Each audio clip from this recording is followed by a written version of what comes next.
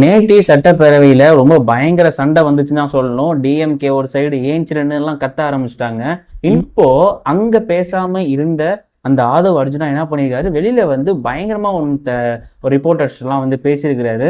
அது என்ன அப்படிங்கறது மட்டும் தான் இந்த வீடியோல பார்க்க போறோம். ஸோ வெல்கம் டு வாழ்க்கை வைப்ஸ். வீடியோ ஃபுல்லா பாருங்க. தொடர்ந்து வந்து மின்வெட்டு எல்லாம் நடந்துட்டு இருக்கு இல்லையா, சென்னையில கூட நிறைய பிரச்சனைகள்லாம் சொல்லிட்டு இருந்தாங்க. அதுக்கு முக்கியமான காரணம் போன ஆட்சியில இருந்த இந்த ஊழல் காரணமாக தான். இந்த மின்வெட்டு சம்பந்தமா ஊழல், அதாவது செந்தில் பாலாஜி அவர்களை தான் வந்து டார்கெட் பண்ணி இவர் பேசியிருக்கிறாரு. ஸோ இதையும் நீங்க ஃபுல்லா பாருங்க. இதற்கு காரணம் அதான், அந்த ஊழல்லேருந்து நாங்கள் மீண்டு வந்து இதுக்கப்புறம் நாங்கள் இந்த மாதிரி கரெக்டாக பண்ணுவோம் அப்படிங்கிற மாதிரி இவரு ரொம்ப விமர்சிச்சே பேசியிருக்கிறாருங்க. அதையும் பாருங்க. இந்த ஈபி பிரச்சனையுடைய முக்கியமான காரணம் என்ன? இப்பயே சொல்லிட்டோம். நிலக்கரி ஊழல், டிரான்ஸ்ஃபார்மர் ஊழல். டிரான்ஸ்ஃபார்மர் இல்லாம எப்படி வந்து கனெக்ஷன் கொடுக்க முடியும்? கண்டிப்பா தெரியும். மே மாசம் ஓவர்லோட் ஆகும். எப்பயுமே அதிகமா கரண்டோட தேவை அதிகமாகும் தெரியும். நம்ம எப்ப பதவிக்கு வந்தோம், உடனடியாக ஒவ்வொரு ஊருக்கும் போறார் மின்துறை அமைச்சர். முதல் வேலைக்கு அப்பாயின்மெண்ட் பண்ணோம். இப்ப நம்ம ஒரு வேலை சொன்னாங்க, செய்யறதுக்கு ஆள் வேணும்ல. இப்ப கட்சி அண்ணன் இருக்கிறாரு தஞ்சாவூர்ல, மாவட்ட செயலர் போன் பண்ணி அங்க வேலை செய்யப்பா, வேலை செய்யணும், அங்க செய்யறதுக்கு அங்க ஆளே இல்லைன்னா எப்படி வேலை செய்ய முடியும்? இப்ப மிகப்பெரிய பிரச்சனை மின்துறையில, இவங்க யாருமே அப்பாயின்மெண்ட் பண்ணல, வேலை எடுக்கல. இங்க மட்டும் இல்ல, ஒட்டுமொத்த அரசு துறை நிறுவனங்கள்ல தனியார் மயமாக்கி ஒரு எந்த இடத்துலயும் வேலை வந்து அப்பாயின்மெண்ட் பண்ணவே இல்லை. அப்ப நமக்கான கடமை என்ன?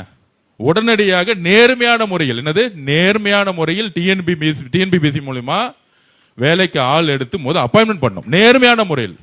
இன்னொரு விஷயம் என்னன்னா, ஆதவ் அர்ஜுனா அடிக்கடி ரிலேட்டபிளா சட்டப்பேரவையிலும் சரி வெளியிலையும் சரி அவர் பேசும்போதெல்லாம் கொளத்தூர்ல வந்து ஸ்டாலின் ஐயா தோத்துட்டாரு, இதே தான் மறுபடியும் அவர் சொல்லி பயங்கர ரெஸ்பான்ஸ் அதுக்கு கிரிட்டிசைஸ் பண்ணிட்டே இருந்தாரு.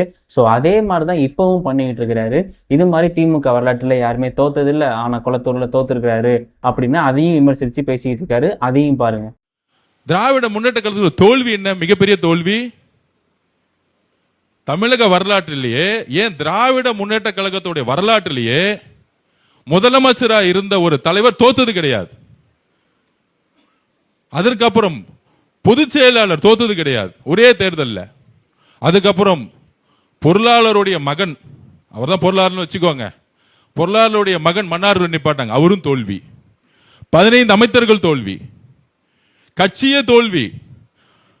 சட்டசபையில் வந்து உட்கார்ந்துட்டு அவங்க தலைவர் தோத்துருக்காங்க, சட்டசபைக்கு வரலன்னு ஒரு உணர்வு கூட கிடையாது. சிரிச்சு பேசுறது, கிண்டல் பண்றது, ஒருமையில பேசுறது, கெட்ட வார்த்தை பேசுறது. நாங்க ரொம்ப அமைதியா தலைவரோட வழியில மக்களுக்கான பிரச்சனையை மட்டும் பேசிக்கிட்டு இருக்கோம். எங்களோட ராஜ்மோகன் எந்திரிச்சாரு, ரொம்ப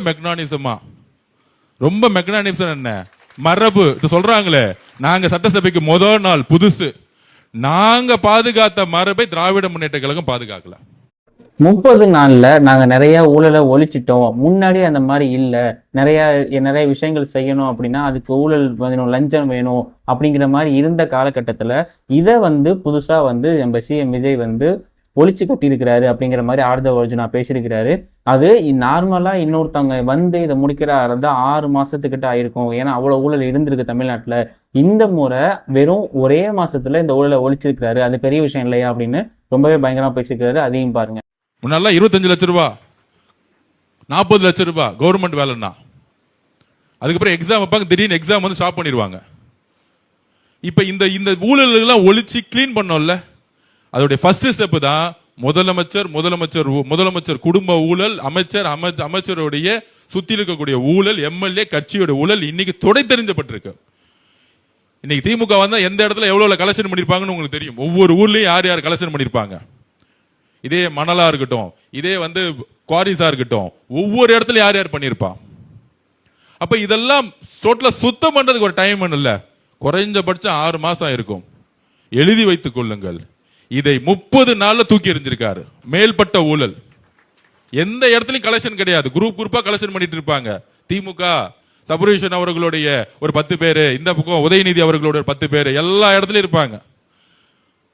போலீஸ் அப்பாயின்மெண்ட் பண்ணி டிரான்ஸ்பர் பண்றதே பாத்தீங்கன்னா அந்த குடும்பத்தில் கூடிய சில நண்பர்கள் இருப்பாங்க.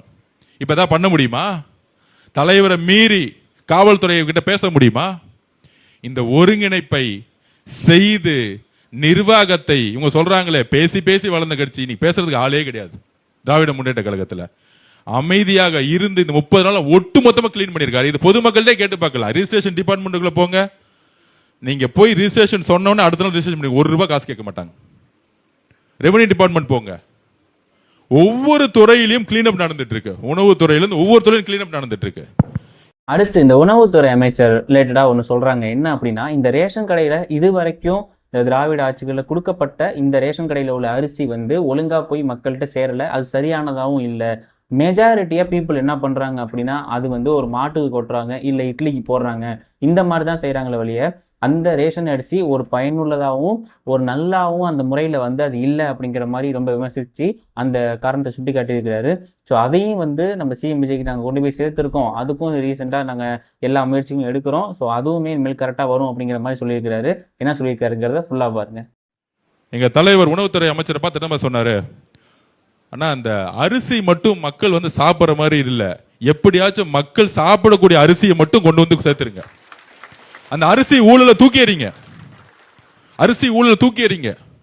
மக்கள் கடையில் வாங்கக்கூடிய அரிசி மாதிரி மக்கள் சாப்பிடணும். இது சொன்னது யாருக்காச்சும் தெரியுமா? மீடியாவில் போட்டு விளம்பரம் கொடுத்திருக்காரு எங்க தலைவர். இதெல்லாம் நடக்கும், உங்க கண்ணு முன்னாடி நடக்கும். எத்தனை வருஷ பிரச்சனை இந்த அரிசி பிரச்சனை? ரேஷன்ல இலவசம்னு சொல்றாங்களா திமுக காலத்துல? நம்ம வீட்டுல யாராச்சும் ரேஷன்ல இருந்து அரிசி வாங்கி சாப்பிட்டு இருக்கோமா? அது வாங்கி இட்லிக்கு போடுவாங்க, இல்ல வாங்கி வந்து மாட்டு கொடுப்பாங்க. அடுத்து பாத்தீங்கன்னா, எங்களுக்கு வெற்றியை கொண்டாடக்கூட நேரம் கிடையாது, ஏன்னா நாங்க அந்த அளவுக்கு இறங்கி சின்சியரா உழைக்க ஆரம்பிச்சிட்டோம் எடுத்த உடனே. அதனால இதே டிஎம்கே செஞ்சாங்கன்னா என்னெல்லாம் பண்ணிருப்பாங்க அப்படின்னு அதையும் குற்றச்சாட்டா ஆதவ அர்ஜுனா பேசியிருக்கிறாருங்க. அதையும் பாருங்க. நாங்க வெற்றி பெற்ற பிறகு நிர்வாகத்துக்குள்ள போயிட்டோம். ஒரு வெற்றி விழா அப்படிலாம் எடுத்து இது வரைக்கும் தலைவர் வச்சு நான் கொண்டாட கூட இல்லை. பாத்தீங்களா நீங்க? இது வரைக்கும் திமுக ஜெயிச்சிருந்தா என்ன பண்ணிருப்பாங்க? அப்படியே மன்னர் ஆட்சி மாதிரி ஒரு என்ன சொல்றது, ஒரு தங்கத்தை தலையில வச்சிருப்பாங்க. அன்னைக்கு வெள்ளி சேர்ல உட்கார்ந்தாரு, அது மாதிரி தங்க சேர் பண்ணிருப்பாங்க. எங்க பார்த்தாலும் கொண்டாடி இருப்பாங்க. வெற்றி பிறகு எங்களுக்கு கொண்டாடுறது கூட டைம் கிடையாது. அடுத்த செகண்ட் தலைவர் செக்ரட்டரியேட்ல 10 மணி உட்கார்ந்துட்டாரு, நீங்க போய் இந்த வேலையை பாருங்கன்னு. அப்ப மக்களுக்காக உண்மையாக உறுதியாக ஒரு உணர்வுடன் வேலை செஞ்சுட்டு இருக்கோம். ஸோ ரொம்பவே பரபரப்பாக போயிட்டு இருக்குங்க. மக்கள் வந்து சட்டப்பேரவை வரையும் பார்க்க ஆரம்பிச்சிட்டாங்க லைவ்ல. ஸோ கொஞ்ச நேரம் வந்து அந்த சட்டப்பேரவை லைவ்ல இல்லாததுக்கே செம காண்டாயிட்டாங்க. திமுக சார்பிலையுமே வந்து ஏன் லைவ் போடல அப்படிங்கிற மாதிரி சொல்ல ஆரம்பிச்சிட்டாங்க. ஏன் நேற்று அவ்வளோ கத்தி கூச்சல்லாம் பயங்கரமா இருந்துச்சு. ஸோ இந்த மாதிரி மக்கள் லைவ் அப்டேட்ஸ்ல இருக்காங்க. ஸோ இந்த மாதிரி உங்களுக்கு அப்டேட்ஸ்லாம் தெரியணும், ஏன்னா சட்டப்பேரவை முடிஞ்சு இப்போ ஆதவ அர்ஜுனா பேசின அவசியம் நம்ம இந்த வீடியோ கன்வே பண்ணி போடுறோம். ஸோ இன்னும் சில வீடியோக்கள்லாம் வந்துகிட்டே இருக்கு. ஸோ எல்லாருமே சப்ஸ்கிரைப் பண்ணி வச்சுக்கோங்க. இன்னொரு நல்ல வீடியோட சந்திப்போம். Thank you all.